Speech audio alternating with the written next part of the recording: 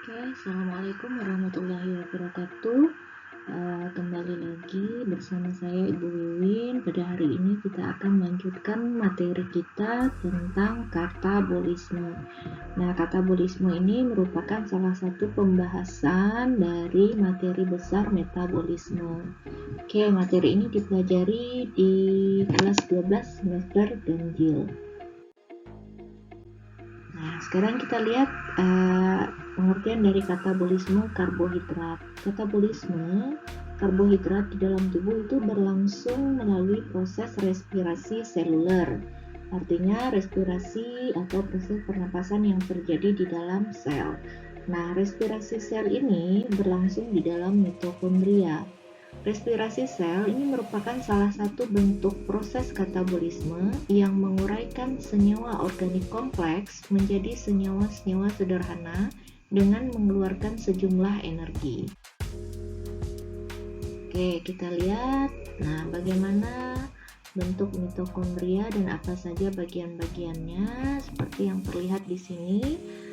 Mitokondria ini merupakan salah satu organel terpenting yang ada di setiap sel makhluk hidup, ya. Nah, mitokondria ini sendiri terdiri atas dua lapisan membran, yaitu membran luar dan membran dalam. Nah, ini adalah membran luar atau outer membran, kemudian ada membran dalam. Nah, di antara membran luar dan membran dalam ini terdapat intermembran. Kemudian ada matriks mitokondria, di dalamnya juga ada DNA, kemudian ada granula, kemudian ada krista. Krista ini adalah lekukan-lekukan yang ada di dalam mitokondria. Kemudian juga ada ribosom di dalam mitokondria. Nah, selanjutnya berdasarkan kebutuhan oksigennya, respirasi dibagi menjadi dua, yaitu respirasi aerob dan respirasi anaerob. Respirasi aerob itu sendiri yaitu respirasi yang memerlukan oksigen dari udara. Sedangkan respirasi anaerob adalah respirasi yang tidak memerlukan oksigen. Nah, ini adalah contoh dari respirasi aerob dan anaerob. Satu persatu, yang pertama yang akan kita bahas adalah respirasi aerob. Nah, pengertian dari respirasi aerob itu sendiri seperti yang tadi sudah dibahas adalah respirasi yang memerlukan oksigen dari udara. Nah, tujuannya adalah mengubah energi kimia yang terkandung dalam sari makanan atau glukosa menjadi energi kimia dalam bentuk ATP atau adenosin trifosfat. Nah, bentuk energi ATP inilah yang dapat digunakan oleh sel-sel tubuh untuk seluruh kegiatan sel. Nah, ada 4 tahapan respirasi aerob yang semuanya ini terjadi di mitokondria. Yang pertama adalah glikolisis, kemudian yang kedua adalah reaksi antara atau biasa disebut dekarboksilasi oksidatif, kemudian yang ketiga ada siklus Krebs, dan yang keempat adalah transport elektron. Nah, berdasarkan jalur reaksinya, reaksi dibagi menjadi dua, yaitu jalur siklus Krebs dan jalur pentosa fosfat. Nah, ini pada jalur siklus Krebs ini terdapat 4 tahapan yang tadi sudah dibahas di atas, ya. Ada glikolisis, karboksilasi oksidatif, siklus Krebs, dan transport elektron. Sedangkan pada jalur pentosa fosfat itu adalah merupakan jalur di mana oksidasi gula menjadi karbon dioksida dan air atau H2O. Oke, selanjutnya apa saja tahapan jalur siklus Krebs? Yang pertama adalah glikolisis, kemudian dekarboksilasi oksidatif dan pembentukan asetil koenzim A, kemudian ada siklus Krebs, dan yang terakhir ada sistem transport elektron. Nah, kita bahas secara ringkas, ya. Yang pertama, glikolisis ini terjadi di sitosol. Perannya adalah mengubah molekul glukosa menjadi asam pirufat, NADH, dan ATP. Kemudian selanjutnya dari glikolisis ini masuk ke siklus dekarboksilasi oksidatif yang berlangsung di dalam matriks mitokondria. Perannya adalah mengubah asetil koenzim A dengan menghasilkan NADH dan melepaskan CO2 atau karbon dioksida. Selanjutnya, masuk kembali ke siklus Krebs yang berlangsung di dalam matriks mitokondria juga, tetapi di sini terjadi perubahan asetil koenzim A menjadi karbon dioksida, ATP, NADH, dan FADH. Kemudian yang terakhir dari siklus Krebs masuk ke transport elektron. Di dalam transport elektron ini berlangsungnya di dalam membran mitokondria menghasilkan ATP. Nah, bagaimana proses glikolisis? Seperti yang tadi sudah diringkas bahwa terjadinya di dalam sitosol, kemudian mengubah molekul glukosa menjadi asam pirufat, NADH, dan ATP. Nah, ini adalah reaksi ringkasnya di mana molekul glukosa kemudian dengan menggunakan energi 2 ATP, di mana 2 ATP ini melepas 2P sehingga hanya menggunakan 2 ADP atau adenosin difosfat ya. Kemudian ditambah dengan 2 NAD menghasilkan 2 asam pirufat plus 2 ATP dan plus 2 NADH. Ini adalah hasil dari glikolisis, yaitu asam pirufat, ATP, dan NADH yang masing-masing berjumlah 2 molekul dari pemecahan 1 molekul glukosa.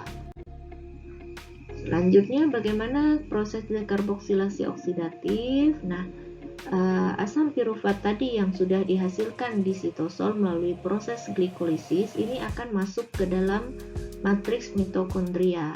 Asam pirufat ini akan diubah menjadi asetil koenzim A dengan bantuan NAD yang mengikat satu molekul H atau hidrogen sehingga menghasilkan NADH. Nah, reaksi ini melepas CO2 atau karbon dioksida. Selain itu, dibantu juga oleh koenzim A, sehingga asam pirufat menghasilkan asetil koenzim A. Ini yang terjadi pada proses dekarboksilasi oksidatif. Ya, hasilnya selain asetil koenzim A, ada juga 2 NADH yang dihasilkan. Kemudian masuk ke siklus Krebs, 2 asetil koenzim A tadi yang dari dekarboksilasi oksidatif ini masuk ke siklus Krebs setelah melalui beberapa tahapan reaksi yang melibatkan senyawa-senyawa antara. Senyawa antara itu apa saja? Di antaranya ada sitrat, kemudian ketoglutarat, kemudian asam suksinil, asam fumarat, asam malat, dan oksaloasetat. Pada akhirnya 2 asetil koenzim A tadi menghasilkan 4 CO2, 2 ATP, 2 NADH, dan 2 FADH2. Nah, proses siklus Krebs ini terjadinya di dalam matriks mitokondria. Selanjutnya yang terakhir adalah transport elektron. Nah, transport elektron ini masih berlangsung di dalam membran dalam mitokondria. Kemudian apa saja yang dihasilkan? Transport elektron ini merupakan rangkaian reaksi terakhir dari respirasi seluler. Apa saja yang dihasilkan pada transport elektron? Yang dihasilkan berupa ATP. Jadi tadi NADH, FADH yang dihasilkan dari glikolisis sampai ke siklus Krebs ini diubah semuanya menjadi bentuk ATP. Jadi dari 2 NADH ini menghasilkan 4 ATP yang berasal dari glikolisis. Kemudian 2 NADH selanjutnya yang berasal dari dekarboksilasi oksidatif. Ini juga diubah menjadi ATP sehingga hasil akhir dari seluruhnya adalah 36 ATP. Nah, di sini juga terjadi pengikatan oksigen dengan hidrogen sehingga melepaskan air atau H2O. Oke, ini adalah tabel ringkasan respirasi aerob di mana ada 4 tahapan yang terjadi. Tadi tempatnya yang pertama glikolisis itu terjadi di sitoplasma. khususnya mitokondria. Kemudian inputnya adalah glukosa atau bahan bakunya adalah glukosa, produknya adalah 2 ATP, 2 asam piruvat, dan 2 NADH. Kemudian selanjutnya ada dekarboksilasi oksidatif yang terjadi pada matriks mitokondria menggunakan bahan baku 2 asam piruvat yang berasal dari glikolisis, menghasilkan produk berupa 2 asetil koenzim A, 2 CO2, dan 2 NADH. Kemudian masuk ke siklus Krebs yang masih juga terjadi di dalam matriks mitokondria. Ini menghasilkan 2 asetil koenzim, menggunakan 2 asetil koenzim A yang berasal dari dekarboksilasi oksidatif. Kemudian 2 asetil koenzim A ini akan diubah menjadi 2 ATP, 4 CO2, 6 NADH, dan 2 FADH2. Yang terakhir adalah transport elektron. Ini terjadinya di dalam membran dalam mitokondria atau disebut dengan krista. Nah, menggunakan NADH yang semuanya berasal dari ketiga proses atau tahapan sebelumnya, kemudian juga FADH yang juga berasal dari siklus Krebs atau tahapan sebelumnya. Nah, semuanya ini NADH dan FADH ini akan diubah menjadi ATP sehingga dihasilkan 34 ATP. Dan tadi dikatakan terjadi pengikatan oksigen dengan hidrogen sehingga menghasilkan juga 6H2O. Selanjutnya pada jalur pentosa. Nah, jalur pentosa ini adalah cara untuk mendapatkan energi dari oksidasi gula menjadi karbon dioksida dan air. Jadi menjadi CO2 dan H2O. Tempat terjadinya di dalam mitokondria, kemudian bahan bakunya sama yaitu glukosa. Nah, hasilnya yaitu berupa karbon dioksida, kemudian 2 NADPH2 yang akan dioksidasi dalam transport elektron, kemudian juga dihasilkan air atau H2O. Nah, terdapat perbedaan jumlah ATP yang dihasilkan pada makhluk hidup eukariotik dan prokariotik. Pada sel eukariotik, ATP yang dihasilkan hanya sebesar 36 ATP. Kenapa ini bisa terjadi? Karena NADH hasil glikolisis itu dibentuk di dalam sitosol, sedangkan oksidasi NADH dan FADH2 itu terjadi di dalam membran mitokondria. Sehingga NADH dari glikolisis ini harus dipindahkan untuk masuk ke dalam mitokondria. Nah, proses pemindahan ini memerlukan energi sebesar 2 ATP. Nah, energi inilah yang dipakai sehingga hasil akhirnya akan berkurang sebanyak 2 energi. Hasil akhir dari proses respirasi pada sel eukariotik menjadi 36 ATP. Sedangkan pada sel prokariotik hasil akhirnya 38 ATP karena sel prokariotik tidak memiliki mitokondria sehingga tidak terjadi pengurangan ATP. Oke, selanjutnya kita masuk pada pembahasan yang kedua yaitu respirasi anaerob. Apa itu respirasi anaerob? Respirasi anaerob adalah respirasi yang tidak memerlukan oksigen. Disebut juga dengan respirasi intramolekul. Nah, peran oksigen di sini digantikan oleh zat lain, contohnya adalah NO3 dan SO4. Nah, respirasi anaerob ini dapat dibagi menjadi dua, yaitu fermentasi alkohol dan fermentasi asam laktat. Fermentasi alkohol itu sendiri menghasilkan etanol. Etanol ini merupakan turunan dari alkohol, kemudian karbon dioksida atau CO2, dan tentu saja energi berupa ATP. Selanjutnya, fermentasi asam laktat ini menghasilkan asam laktat dan ATP. Apa itu fermentasi? Nah, fermentasi itu merupakan proses penguraian karbohidrat menjadi senyawa lain tanpa bantuan oksigen. Sehingga tadi fermentasi ini disebut sebagai respirasi anaerob karena tidak memerlukan oksigen. Nah, terdiri dari dua tahap yakni glikolisis dan pembentukan NAD. Oke, kita lihat ini adalah skema proses fermentasi di mana glukosa akan difermentasi atau akan melalui reaksi glikolisis menghasilkan asam pirufat. Nah, asam pirufat ini akan masuk ke siklus dekarboksilasi oksidatif untuk membentuk asetil koenzim A. Ini untuk pada reaksi aerob atau yang memerlukan oksigen. Tetapi jika pada proses fermentasi atau pada respirasi anaerob, dari glikolisis ini akan langsung masuk ke reaksi berikutnya, yaitu reaksi pembentukan NAD ya.